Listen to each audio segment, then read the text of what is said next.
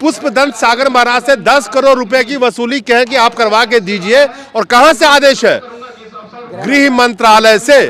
अमित शाह जी गृह मंत्री थे 2020 के अंदर भी, तो वो कह रहे हैं कि अमित शाह जी का आदेश है और वो शख्स और कोई नहीं, पुलिस में एएसपी था, ये बता रहे हैं सचिन अतुलकर।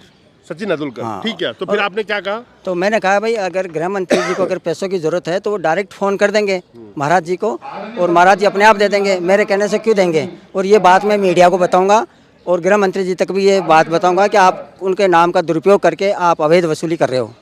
नहीं, वजह जो बताई वो बहुत इंटरेस्टिंग है।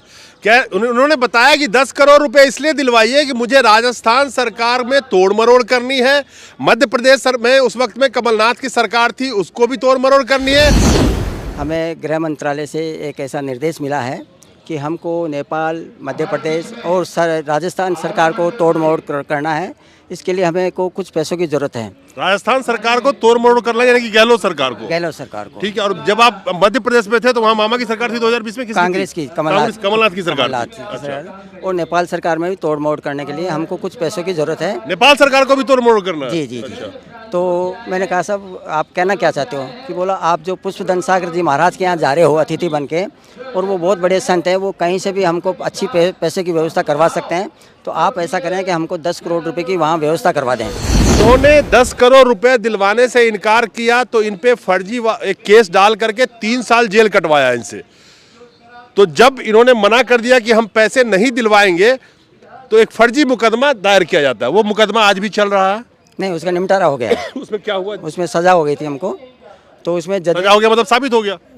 साबित तो हमारी सुनी नहीं ना जज साहब ने। वो जज भी इन्वॉल्व थे ना वहाँ पे। जो सर्किट हाउस में जो कमरा बुक था मेरे से पहले, वो किसी जज साहब के नाम का था। तो उसी जज ने आपको सजा सुनाई, ये कैसे आप कह सकते हो? सजा नहीं, जज के नाम है ना, वो जज खुल के नहीं आया ना भाई किसके नाम से सर्किट हाउस में था। और हमको जो सजा मिली वो सजा मिली थी शिक्षाप्रद सजा, जो पहली बार सजा मिली है शिक्षाप्रद। शिक्षाप्रद ये क्या होता है? ये शिक्षाप्रद।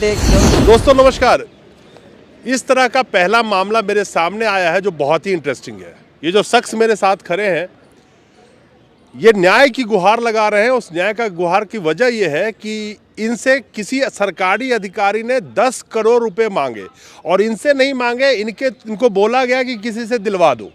मैंने ये बात पहले इसलिए बता दी है कि आप लोगों को ये समझ में आए कि इस देश में जब कभी भी अन्याय होता है और उसके खिलाफ कभी कोई उठ के खड़ा होने की कोशिश करता है तो उसको दर दर की ठोकरें कैसे खानी पड़ती है, उसका उदाहरण है आपके सामने।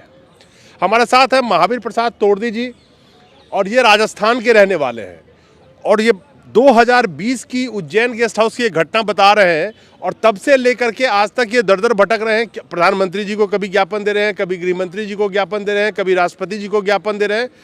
वजह यह है कि सरकार के एक मुलाजिम ही इनको कहता है कि 10 करोड़ रुपए तुम मुझे फलाने से दिलवा दो। पूरी बातें मैं पूछूंगा, इन्हीं से पूछूंगा।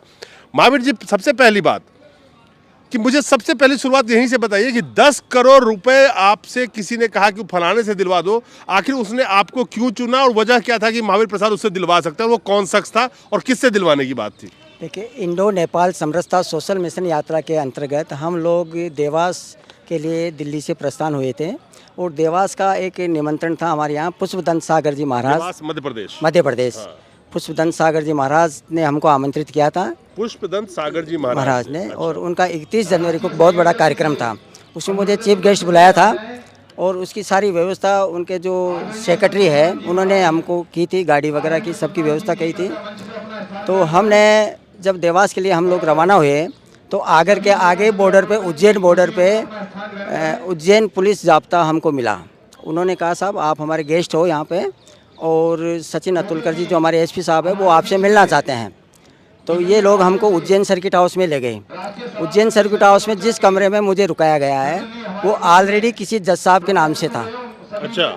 उन्होंने उस कमरे को रिजेक्ट किया और हम लोगों को वहाँ पे था, तो वहाँ पे एक तो सचिन अतुलकर जो एसपी था वहाँ पे, एक रुपेश द्विवेदी जो एडिशनल एसपी था और एक डीवाईएसपी वहाँ पे थे।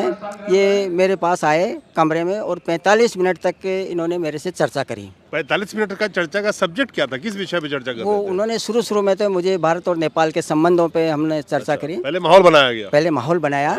उसके बाद ये कहा कि साहब हमें गृह मंत्रालय से एक ऐसा निर्देश मिला है कि हमको नेपाल, मध्य प्रदेश और राजस्थान सरकार को तोड़ मोड़ करना है। इसके लिए हमें को कुछ पैसों की ज़रूरत है। राजस्थान सरकार को तोड़ मोड़ करना, यानी कि गहलोत सरकार को। गहलोत सरकार को, ठीक है। और जब आप मध्य प्रदेश में थे तो वहाँ मामा की सरकार थी 2020 में, कांग्रेस की, कमलनाथ की सरकार थी। अच्छा। और नेपाल सरकार में भी तोड़ मोड़ करने के लिए हमको कुछ पैसों की ज़रूरत है। नेपाल सरकार को भी तोड़ मोड़ करना है? जी जी जी।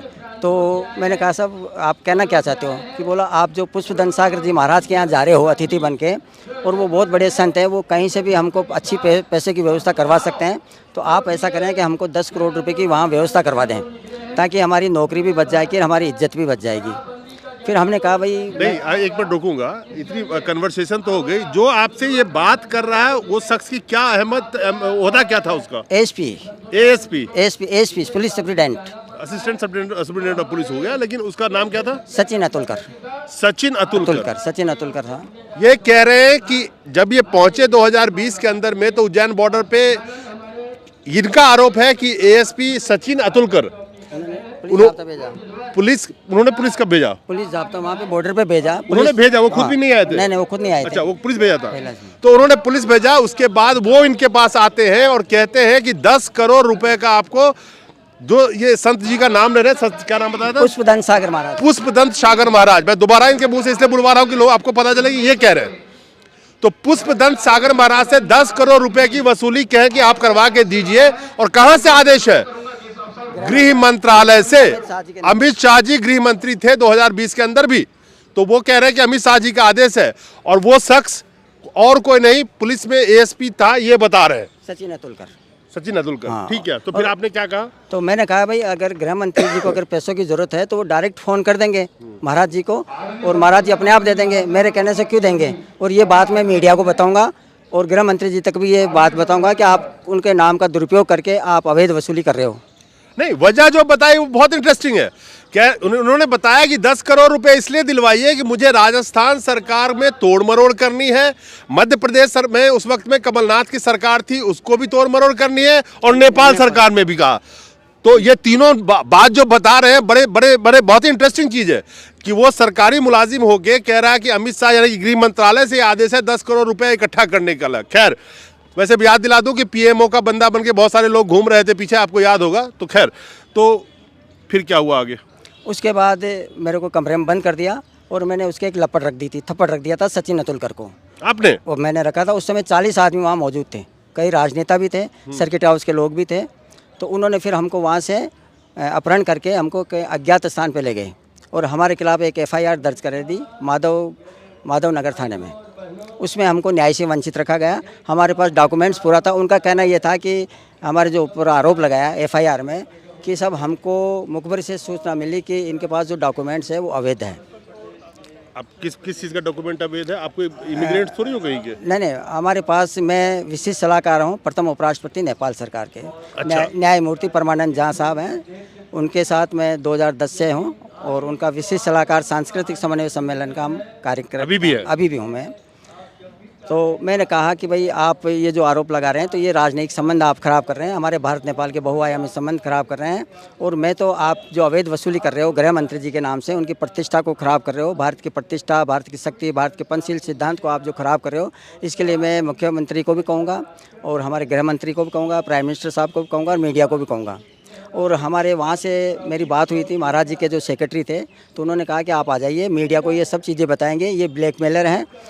पहले भी कई बार महाराज जी की इतनी फाइनेंशियल कैपेबिलिटी थी कि वो 10 करोड़ रुपया 20 करोड़ रुपए दे सके? वो बहुत अच्छे बड़े संत हैं, बहुत बड़े संत तो हैं। संत का मतलब ये नहीं होता कि पैसे वाला अनुयायी है ना उनके, लेकिन उनके मतलब उनकी इतनी असेट है कि जी क्षमता है 10-20-50 करोड़ की। जी उनके अनुयायी ऐसे हैं। और वो जो मुनि जो जैन संत थे वो भी पहले पुलिस में अधिकारी थे। अच्छा। तो वो रिटायर्ड होकर फिर जैन संत बने हैं, बहुत बड़े संत हैं, पूजनीय है और बहुत। चलिए, आपने 10 करोड़ रुपए नहीं दिलवाया, आप पे FIR हो गई, फिर उस केस का क्या हुआ? FIR का उस केस में हमको न्याय से वंचित रखा 3 साल तक।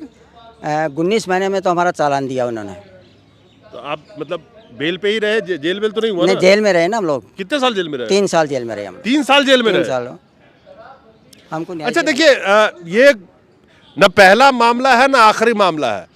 इन्होंने 10 करोड़ रुपए दिलवाने से इनकार किया तो इन पे फर्जी एक केस डाल करके 3 साल जेल कटवाया इनसे। तो जब इन्होंने मना कर दिया कि हम पैसे नहीं दिलवाएंगे तो एक फर्जी मुकदमा दायर किया जाता है। वो मुकदमा आज भी चल रहा है। नहीं, उसका निपटारा हो गया है। उसमें क्या हुआ? उसमें सज़ा हो गई थी हमको, तो उसमें जज सजा हो गया मतलब साबित हो गया? साबित तो हमारी सुनी नहीं ना जज साहब ने। वो जज भी इन्वॉल्व थे ना वहाँ पे, जो सर्किट हाउस में जो कमरा बुक था मेरे से पहले, वो किसी जज साहब के नाम का था। तो उसी जज ने आपको सजा सुनाई, ये कैसे आप कह सकते हो? सज़ा नहीं, जज के नाम है ना, वो जज खुल के नहीं आया ना भाई किसके नाम से सर्किट हाउस में था।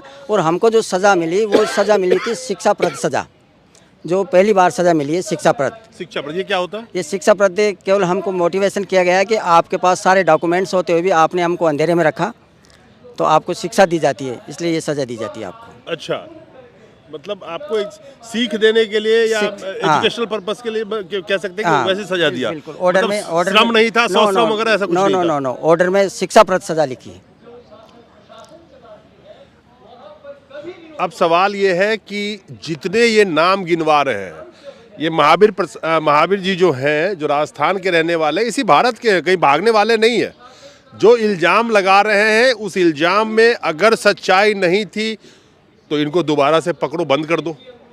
अब ये चिल्ला चिल्ला के इसी दिल्ली के अंदर में कभी ये ज्ञापन दे रहे हैं राष्ट्रपति के पास में, कभी प्रधानमंत्री के पास में, और ये ठोकरे खा रहे हैं दर दर की। और जो इल्ज़ाम लग रहे हैं काफ़ी गंभीर इल्ज़ाम है, क्योंकि इसलिए ये गंभीर इल्ज़ाम है कि कह रहे हैं कि जब इनसे 10 करोड़ रुपए की उगाही की बात की गई थी तो कहा गया था कि राजस्थान सरकार में तोड़ मरोड़ करनी है, कांग्रेस की सरकार थी, गहलोत की सरकार थी। मध्य प्रदेश सरकार में तोड़ मरोड़ करनी है, यानी कि कमलनाथ की सरकार थी उस वक्त में, ये बता रहे हैं। और कह रहे हैं कि नेपाल सरकार में भी तोड़ मरोड़ करनी है। तो ये भारत नेपाल के संबंध को भी खराब करने की एक तरह से कोशिश है इंटरनेशनल लेवल पे। और देश की राजनीति में तो जो खैर हो रहा है उसको तो बात ही करना बेकार है अभी। लेकिन जिस शख्स का ये नाम बता रहे हैं, कह रहा है कि अमित शाह ने उसको भेजा था, उनके कहने पे मांग रहे थे। अगर जिस ऑफिसर की ये बात करें, एसपी की बात करें, वो आज भी अगर कहीं नौकरी कर रहा है तो जाहिर सी बात है रिटायर्ड भी होगा तब भी उसकी ट्रेस होगी। तो ये तो बहुत बड़ी बात है। अमित शाह की बदनामी हो रही है, गृह मंत्रालय की बदनामी हो रही है, तो एक्शन क्यों नहीं हो रहा? हम तो कह रहे हैं इनका नार्को टेस्ट कराया जाए, जिन जिनका मैं नाम बता रहा हूँ। और पूरी पत्रावली में मैंने नाम बताया, कोर्ट की पत्रावली में उनका नार्को टेस्ट, उनके संबंध, विदेशी ताकतों का संबंध, आतंकवादियों का संबंध, इनके जो चल अचल संपत्ति है अवैध, इसकी सबकी जाँच की जाए। राष्ट्रीय जाँच एजेंसी से जाँच कराने की हमारी मांग चल रही है। चलिए, तो अभी फिलहाल आप नेपाल में सर्व कर रहे हैं या अभी इंडिया से यहीं रहते हैं? आप यहीं पे रहते हैं? नहीं, भारत और नेपाल दोनों जगह मैं सांस्कृतिक समन्वय का काम कर रहा हूँ। सांस्कृतिक समन्वय का, भारत और नेपाल के बीच में सांस्कृतिक समन्वय का काम कर रहे हैं, कल्चरल कंसल्टेंट के तौर पे ये काम कर रहे हैं भारत और नेपाल के लिए। और ये ऑलरेडी उनके साथ हैं परमानंद झा, जो वहाँ के राष्ट्रपति भी रहे हैं, और उनके साथ अभी भी आप जुड़े हुए कार्ड दिखा रहे हैं।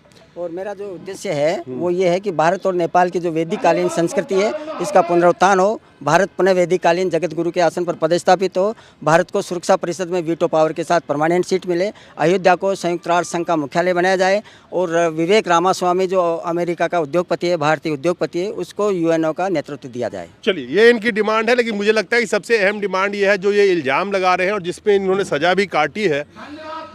ये कह रहे हैं कि जो एएसपी था उस वक्त में, आज वो जिस भी पोस्ट पे होंगे, 10 करोड़ रुपए की उगाही की डिमांड करना, वो भी अमित शाह यानी कि गृह मंत्रालय और गृह मंत्री का नाम लेकर के, तो इसके ऊपर सुनवाई क्यों नहीं हो रही है? ये अपने आप में कोई आश्चर्यजनक चीज़ तो नहीं है भारत में, मैं ये कह सकता हूँ। लेकिन जिस तरह से सरेआम दिल्ली में घूम करके ये कह रहे हैं कि इस तरह से इनके पास साथ कांड हुआ है, कहीं ना कहीं सरकार की छवि हो, गृह मंत्रालय की छवि हो, गृह मंत्री की छवि हो, और भारत नेपाल की संबंधों की बात हो, हर छवि को ठेस पहुंचा रहा है ये वाकयात जो है। तो इनको न्याय जरूर मिलना चाहिए, और अगर ये गलत है तो ये तो यहीं खड़े हैं, इनको अंदर कर दो उठा के। नमस्कार।